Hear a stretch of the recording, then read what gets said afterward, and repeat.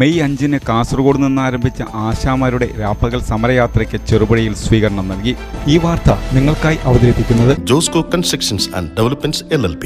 May 5-ന് കാസർഗോഡ് നിന്ന് ആരംഭിച്ച ആശാമാരുടെ രാപ്പകൽ സമരയാത്രയ്ക്ക് ചെറുപുഴയിൽ സ്വീകരണം നൽകി. DCC നിർവാഹക സമിതി അംഗം KK സുരേഷ് കുമാർ ഉദ്ഘാടനം ചെയ്തു. ജനകീയമായ പിന്തുണ തേടുന്നതിന് വേണ്ടിയാണ് ശ്രീമതി ബിന്ദുവിന്റെ നേതൃത്വത്തിൽ ഇവിടെ ഈ സമര ഭടന്മാർ ഇവിടെ എത്തിയിരിക്കുന്നത്. ഒരുപക്ഷെ 87 ദിവസമായി തിരുവനന്തപുരം സെക്രട്ടേറിയറ്റിന് മുമ്പിൽ തങ്ങളുടെ ന്യായമായ അവകാശങ്ങൾക്ക് വേണ്ടിയാണ് ആശാപ്രവർത്തകർ സമരം നടത്തുന്നത്. ഈ സമരത്തെ കേരളത്തിലെ ബഹുജനങ്ങൾ ഒറ്റക്കെട്ടായി ഏറ്റെടുത്തിരിക്കുന്നു.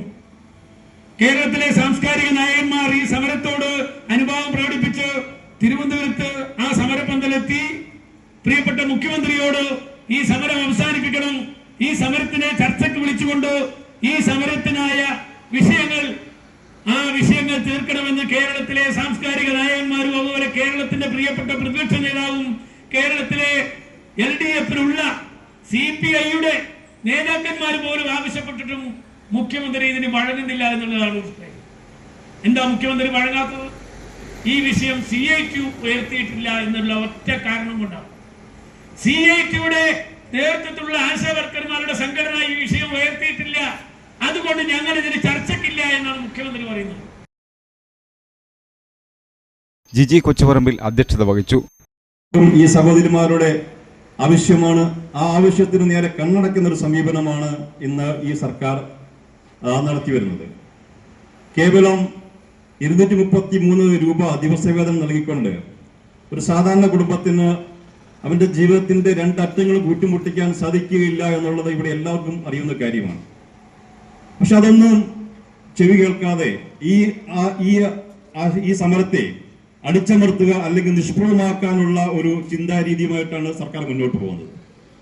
രാപ്പകൽ സമരയാത്ര captain Kerala Asha health workers association സംസ്ഥാന general secretary MA Bindu, DCC നിർവാഹക സമിതി അംഗം A Balakrishnan, Kerala Asha health workers association Kannur ജില്ലാ joint secretary Geetha Biju, Thomas Kaippananickal, Mahila Congress block president Usha Murali, CMB നേതാവ് M Sreedharan, doctor D Surendranath, Lisamma Panakkal, Reshma V Raju, PP Balakrishnan എന്നിവർ പ്രസംഗിച്ചു.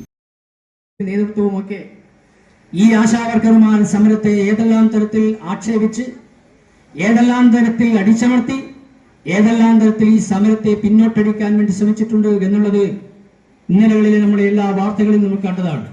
അതുവഴി തന്നെ ദേശീയ ശ്രദ്ധയാകർഷിക്കപ്പെട്ട ഒരു സമരമാണ് ഇത് നടന്നുകൊണ്ടിരിക്കുന്നത്.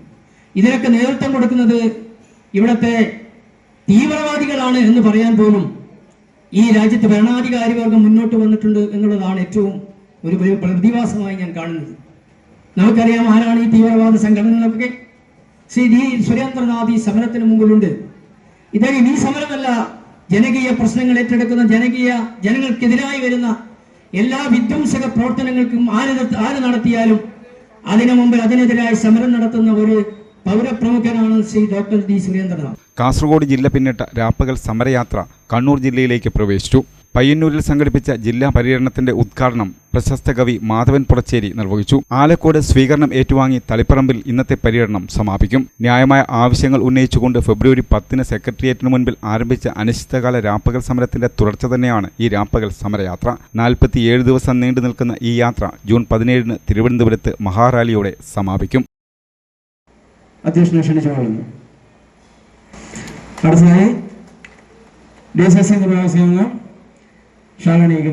ശ്രീ A ബാലകൃഷ്ണൻ ഷാളണിയിക്കുന്നു. Mahila Congress block president Shrimati Usha Murali ഷാളണിയിക്കുകയാണ്.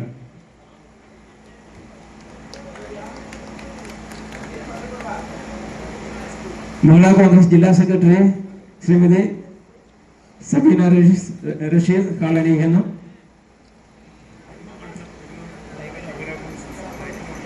വൈക്കര മണ്ഡലം മഹിളാ കോൺഗ്രസ് പ്രസിഡന്റ് ശ്രീമതി തങ്കമണി ഷാളണിയിക്കുന്നു. INDC മണ്ഡലം പ്രസിഡന്റ് ശ്രീ PP ബാലകൃഷ്ണൻ ഷാളണിയിക്കുന്നു. രൂപ ഓണറേറിയം വർദ്ധിപ്പിക്കണമെന്ന് നമ്മൾ ആവശ്യപ്പെട്ടു. 5 ലക്ഷം രൂപ വിരമിക്കൽ ആനുകൂല്യം നൽകണമെന്ന് ആവശ്യപ്പെട്ടുകൊണ്ട് അടക്കം നമ്മൾ നടത്തിയ ഈ സമരത്തിൽ 3ാം ഘട്ട ചർച്ചയിൽ ഈ 53 ദിവസമായപ്പോൾ ഈ സമരം സെറ്റിൽ ചെയ്യാൻ വേണ്ടിയിട്ടാണ് ചർച്ച വിളിച്ചതെങ്കിൽ നിങ്ങൾ വെച്ച കമ്മിറ്റി പ്രപ്പോസൽ ഞങ്ങൾ അംഗീകരിക്കാം. എങ്ങനെ? ഈ സമരം അടിയന്തരമായി സെറ്റിൽ ചെയ്യുന്നതിന് വേണ്ടിയിട്ട് ഒരു ചെറിയ തുക പ്രഖ്യാപിച്ചുകൊണ്ട് ഈ സമരം സെറ്റിൽ ചെയ്യാൻ നിങ്ങൾ തയ്യാറാകണമെന്ന് ആവശ്യപ്പെട്ടപ്പോൾ 3000 രൂപയാണ് നമ്മൾ ആവശ്യപ്പെട്ടത്. അടിയന്തരമായി പ്രഖ്യാപിക്കണമെന്ന് ആവശ്യപ്പെട്ടത്. അത് നോക്കിയാൽ ഒരു ദിവസം 100 രൂപയാണ്.